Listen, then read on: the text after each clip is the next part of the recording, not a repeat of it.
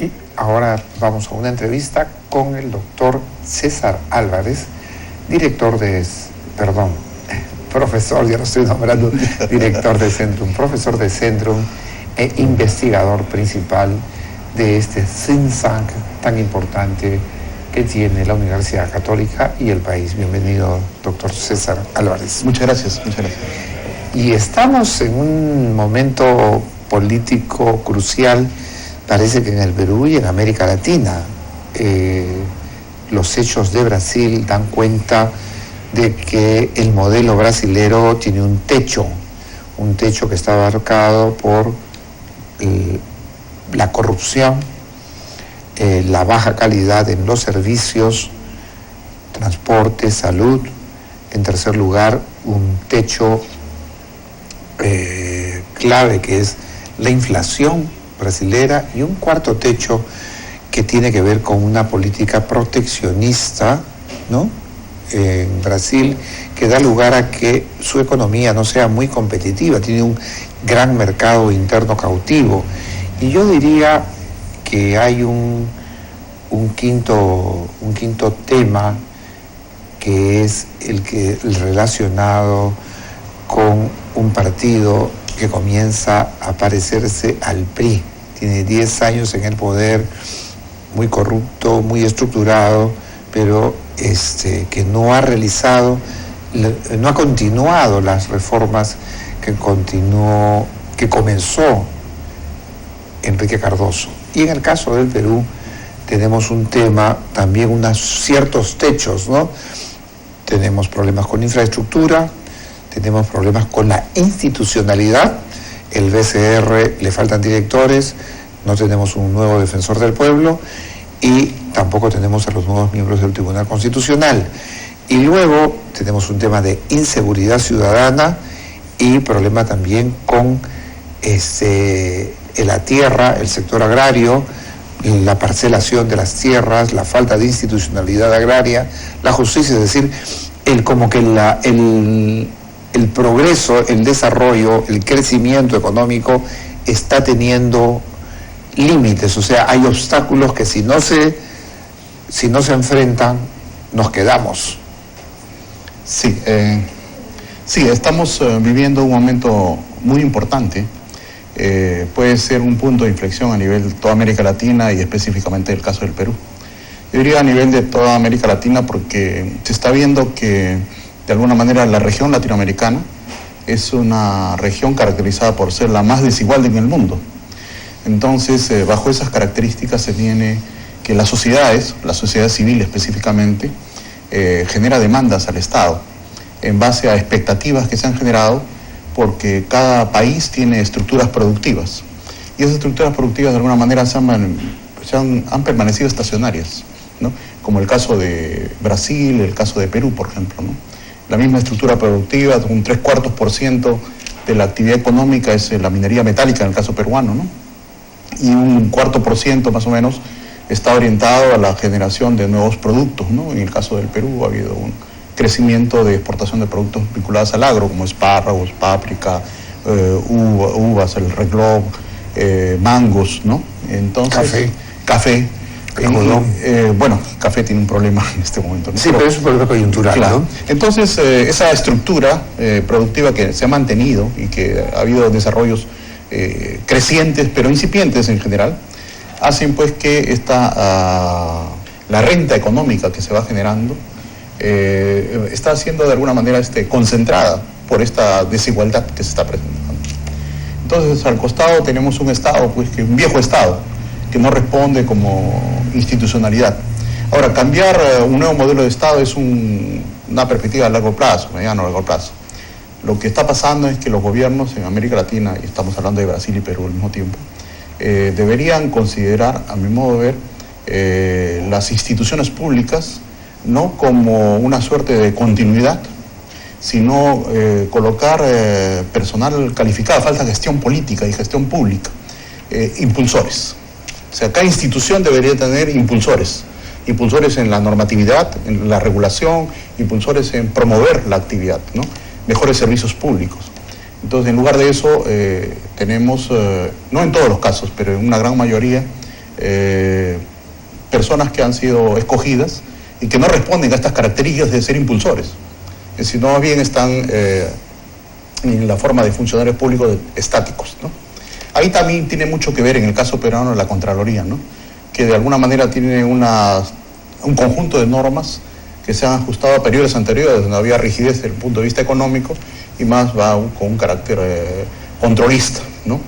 Entonces los funcionarios públicos tienen miedo de tomar decisiones porque pueden de alguna manera estar incursos en problemas que pueden derivar en el tipo penal inclusive, ¿no? Entonces, en lugar de tener impulsores, tenemos más bien funcionarios estáticos, ¿no? En la mayoría de los casos, no en todos, porque tenemos algunas islas de eficiencia como el BCR, el Ministerio de Economía y Finanzas, que también hay diferencias. En estos momentos, por ejemplo, observamos que el BCR tiene una característica mucho más técnica, ¿no? Hace pronósticos diferentes. En estos momentos vemos los pronósticos del crecimiento de la economía del BCR son menores que el pronóstico de crecimiento del Ministerio de Economía y Finanzas, que tiene una actuación un poco más política, ¿no? Entonces, vemos en su conjunto que América Latina, Brasil, Perú y otros países están entrando dentro de este aspecto que podríamos llamar los límites del crecimiento. Entonces, hay que identificar cuáles son esos factores que limitan el crecimiento, ¿no? Entonces, si tomamos en cuenta estos límites del crecimiento, vemos que en el caso peruano tenemos en la agricultura tradicional, un conjunto de falta de definiciones. Esa falta de definiciones están relacionadas a la extensión de la propiedad de la tierra, que no se ha definido, la necesidad de asegurar el riego, la infraestructura, el financiamiento, promover actividades que puedan generar la oportunidad de producir y localizar esa producción en determinados mercados. Y ahí caemos en el problema de los mercados. Tenemos mercados atomizados. Por costos logísticos no se puede buscar su interacción, por lo tanto hay problemas que solucionar, ¿no? Entonces, me parece que eso es un gran factor limitante. El otro factor limitante es la gran informalidad que existe en el país, ¿no? Tenemos una informalidad que supera el 50%. Entonces, ya tenemos una agricultura tradicional. Es una cifra que no se ha movido, ¿no? La informalidad, ¿no? Hay cifras que van hasta el 70%, 60%, sí, pero no se mueven hacia abajo. No se mueven hacia abajo, se mueven hacia arriba, ¿no? Lo importante acá es que, por un lado, tenemos la agricultura tradicional. Por otro lado, tenemos la informalidad. Y dentro de esa informalidad tenemos a la micro y pequeña empresa, donde se habla mucho del punto de vista burocrático, pero no se habla del punto de vista de hacer las cosas, promover esta actividad, ¿no? Entonces... que tampoco saben cómo hacerla, no saben cómo promoverla, cómo fortalecerla, ¿no? Yo he escuchado a los funcionarios de Estado que dicen, vamos a hacer un programa, y son cosas que tienen poco prácticas, poco inteligentes, pero que sí muy fáciles de vender, ¿no? Lo que pasa es que tenemos una burocracia de salón, ¿no? Entonces, en la pizarra o en el salón podemos estar haciendo maravillas ahí, tratando de promover, pero hay una cuestión fundamental. Yo quisiera señalar en las investigaciones que estamos haciendo que hay 4 tipos de personas, si se quiere llamar, ¿no? Hay un cuadrante ahí, ¿no? Aquellas personas que tienen un compromiso consigo mismo y un compromiso con su país, con su nación, ¿no? Que sería lo óptimo. Pero en el otro lado tenemos aquellas personas que tienen un compromiso consigo mismo, pero no tienen compromiso con su nación. Otros que tienen compromiso con la nación, pero no tienen compromiso consigo mismo. Entonces, de esa forma tenemos nosotros que tienen consigo mismo, con su familia, sí, y no salen de ese ámbito y el resto no les importa.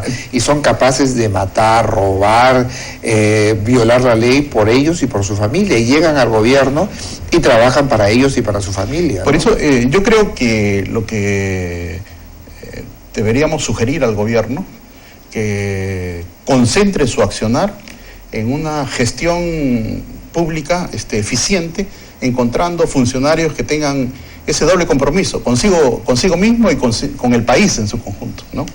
Entonces, no en su beneficio personal exclusivamente. Entonces, yo creo que ahí falta poner el acento en esto y generar estos impulsores del Estado institucionales que puedan llevar adelante lo que puede ser la actividad productiva, la sociedad civil, estar, digamos, de acuerdo con la parte productiva.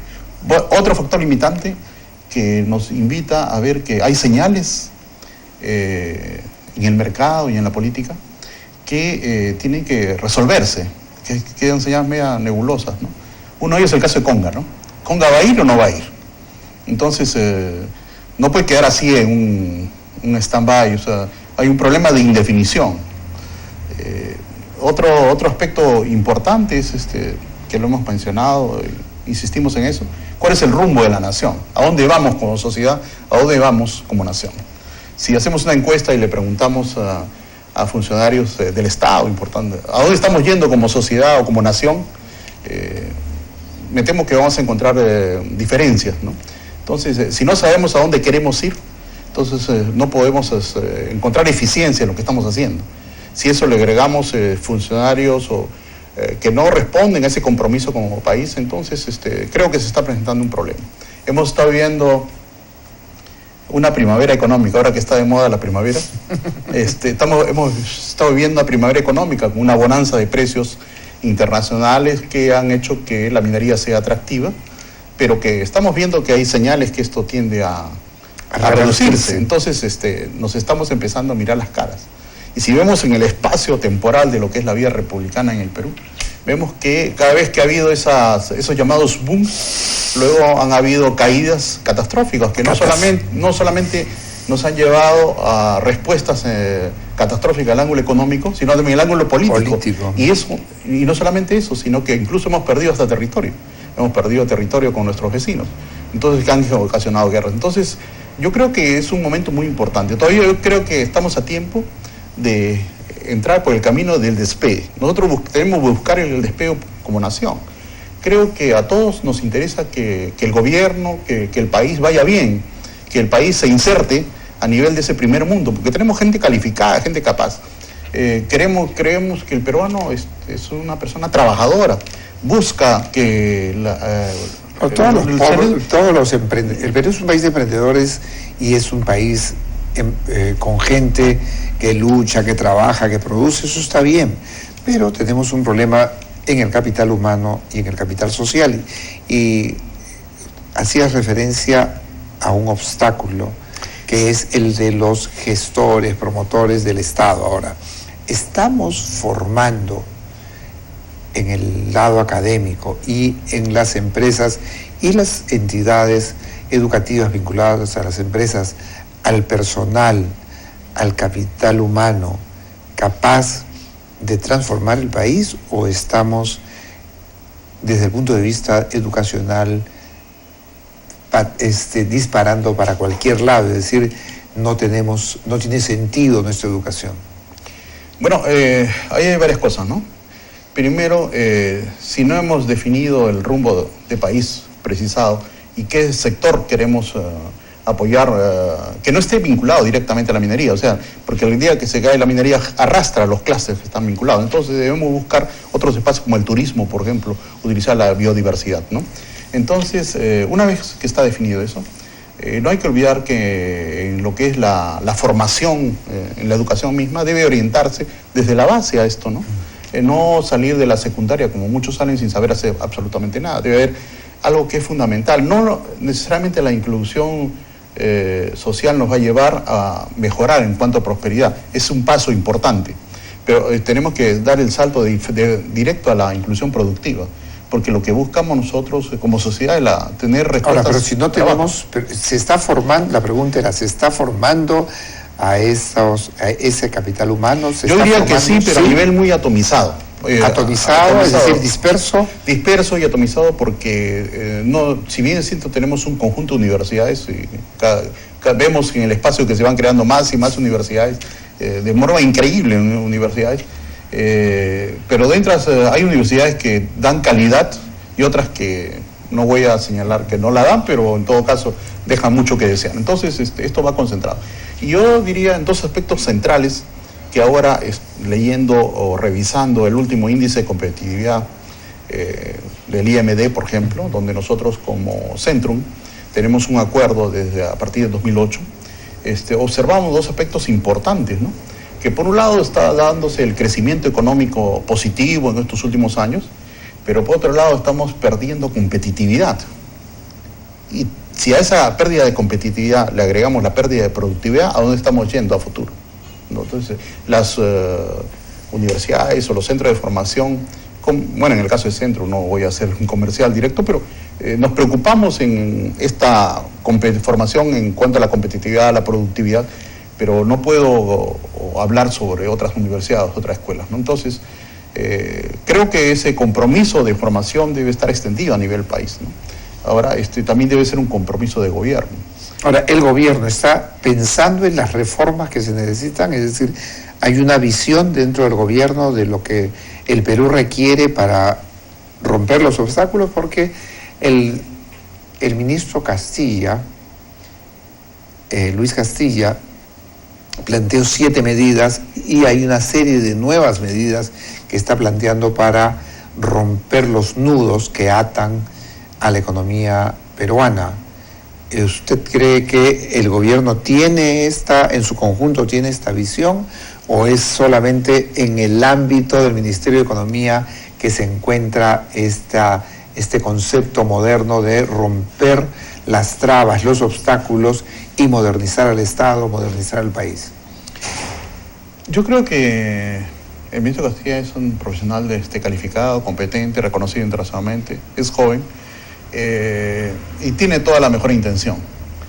Creo que estas medidas que se han hecho son medidas que ya estaban en la mesa hace mucho tiempo y lo está tratando de viabilizar, como destrabar la parte burocrática, etc., ¿no? O viabilizar lo que puede ser la presentación de estudios, la ventanilla única, etc.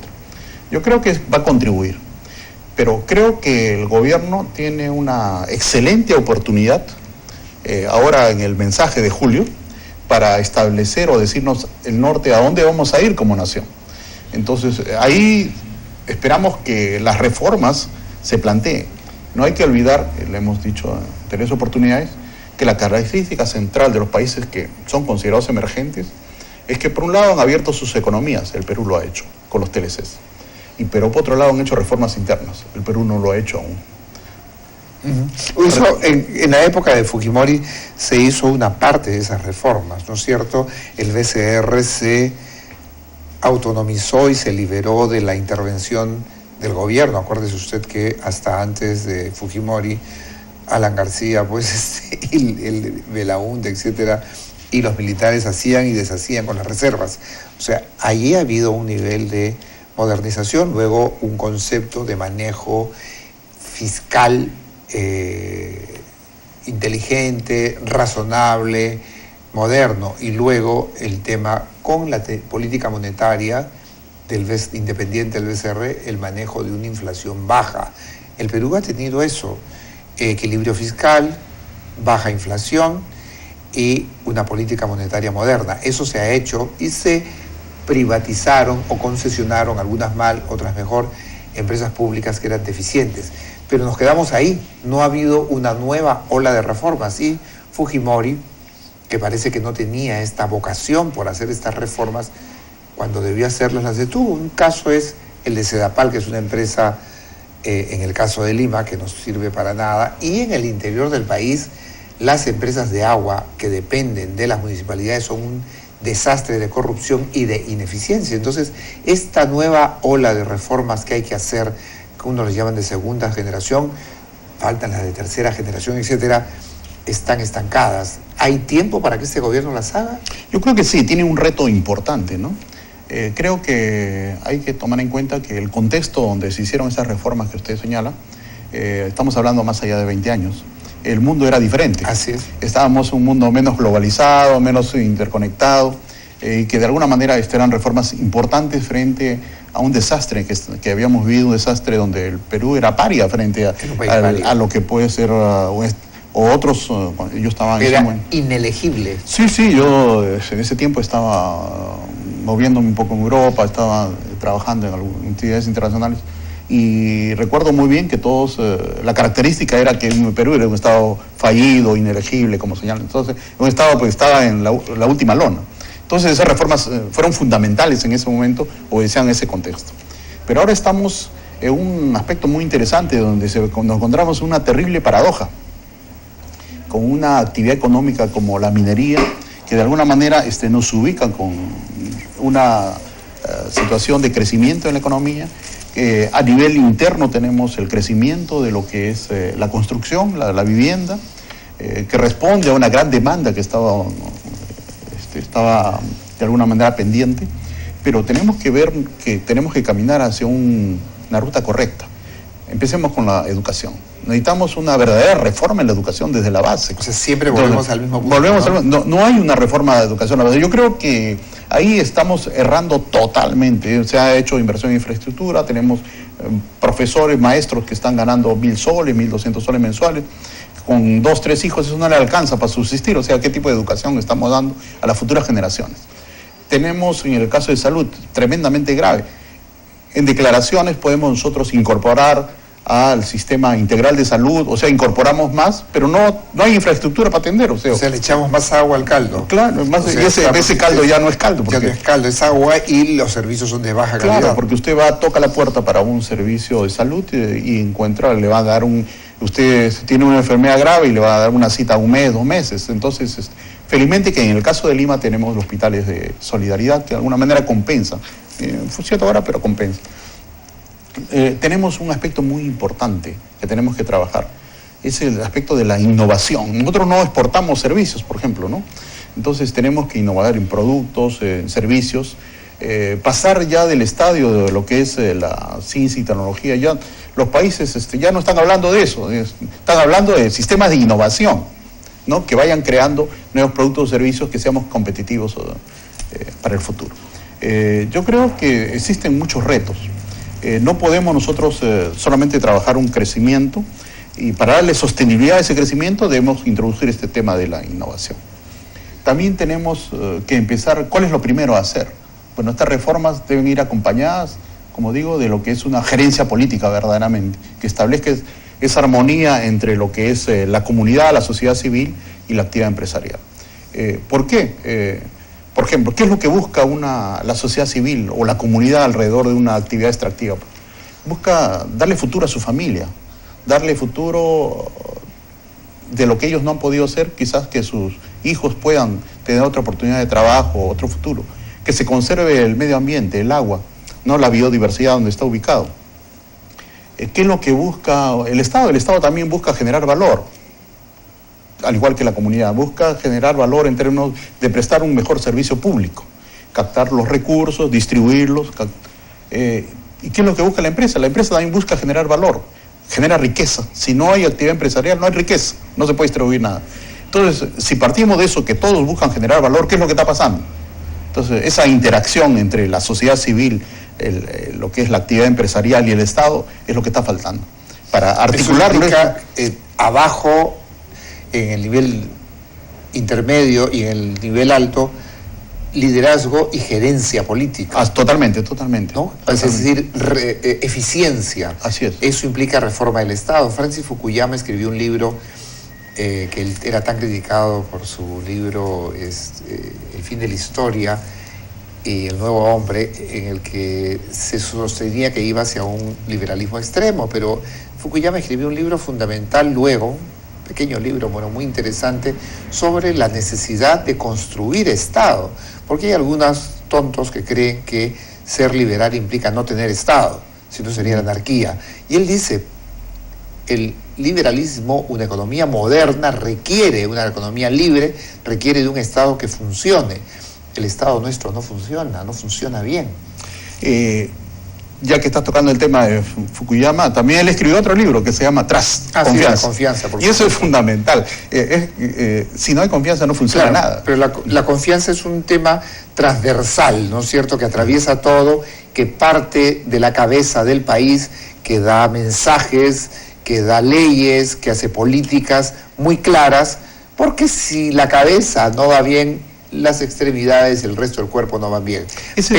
Pero el tema del Estado es un tema de reforma, es un tema que tiene que enfrentarse, porque si no lo enfrentamos, entonces nosotros en el índice de desarrollo humano estamos en el puesto 77, 78, ahí nos quedamos. Y entonces vamos a tener un crecimiento mediocre y nos puede pasar lo mismo que en Brasil, que la gente va a decir, ya nos cansamos de esta mediocridad, y queremos un cambio. No están contra la democracia, pero sí quieren un cambio. Es que lo que hay que hacer es construir la esperanza. En Francia, por ejemplo, me acuerdo bien, estaba en una situación similar ya hace más o menos 3 décadas. Y surgió un grito, ¿no? Il n'y a pas changement sans espoir. Dice, no hay cambio sin esperanza. Entonces, hay que construir la esperanza. Pero esa esperanza se da en base a confianza. No puede haber señales que no clarifiquen esa confianza. Entonces, uno de los elementos centrales, por ejemplo, de esa confianza ligados a la reforma, es la reforma del Poder Judicial. Bueno, uno puede decir, yo estoy con problemas de empleo, tengo problemas de subsistencia, tengo muchos problemas, pero ante una situación de injusticia en que estoy, voy al Poder Judicial, el Poder Judicial me puede estar apoyando. Pero no solamente tengo un problema de subsistencia, sino que encuentro un Poder Judicial que necesita corregirse. Yo no digo que todo el Poder Judicial esté así, creo que hay personas que son honestas, capaces, pero debe haber un cambio. Necesitamos nosotros recurrir a un Estado que pueda garantizarnos esa libertad de que podamos tomar decisiones y esa libertad que podamos asistir nosotros a un Poder Judicial que nos diga que realmente estamos, si se ha cometido una injusticia, podamos ser correspondidos. Pero estamos viendo que tenemos problemas frente a esta situación, ¿no? Lo que estamos viendo en las informaciones, en noticieros, lo que uno mismo experimenta diariamente, nos llevan a 3 temas que son muy fuertes. Más que la corrupción, que es una corrupción que cada día está generalizada, que está presente. Es un cáncer que está creciendo y que hay que eliminarlo. Es que está el problema de preguntarnos, el Perú hoy día es el primer productor mundial de pasta básica de cocaína. Nadie habla de narcotráfico, todo eso se habla de otras cosas. Pero nosotros sabemos que las sociedades donde sucede esto, tenemos la experiencia de Colombia, de alguna manera está en la base social, está en la sociedad civil, está en el Estado. Entonces estamos viendo los indultos, ¿no? Otra característica. Entonces el narcotráfico está penetrando y esto también nos está llevando a la corrupción. Esto nos está llevando a un tercer problema que es la inseguridad. Entonces ahí tenemos 3 cosas que hay que atacar. Pero todo esto en base a un liderazgo que fije rumbo, que genere confianza. No se puede estar trabajando sin saber a dónde se va a ir a futuro.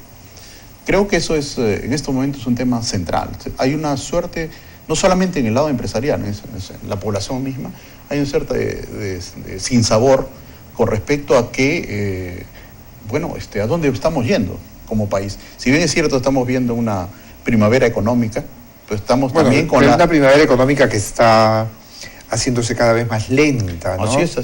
Y probablemente termine en algún momento, como toda estación termina. Ahora, ¿qué cosa podemos esperar? ¿Qué cosa es lo que podemos esperar de liderazgo? El presidente de la República tiene un liderazgo intermitente, coyuntural. Hay momentos en que habla como el jefe de un cuartel del ejército y no como el presidente de la República.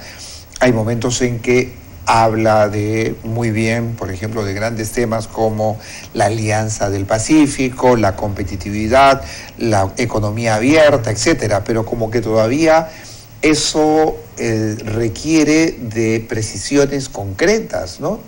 Bueno, el presidente es el padre de la nación. Guste o no nos guste, él es el padre de la nación. De alguna manera, el padre de la nación tiene que señalarlos, al igual que una familia, a dónde queremos ir a futuro. Nosotros creo que debemos esperar en este mensaje de 28 de julio que nos dé esa respuesta, a dónde estamos yendo como nación, qué medidas se están tomando, qué correcciones se están haciendo, porque todo es perfectible. Creo que tiene una buena oportunidad para hacerlo. No hay que olvidar que ya se están cumpliendo 2 años.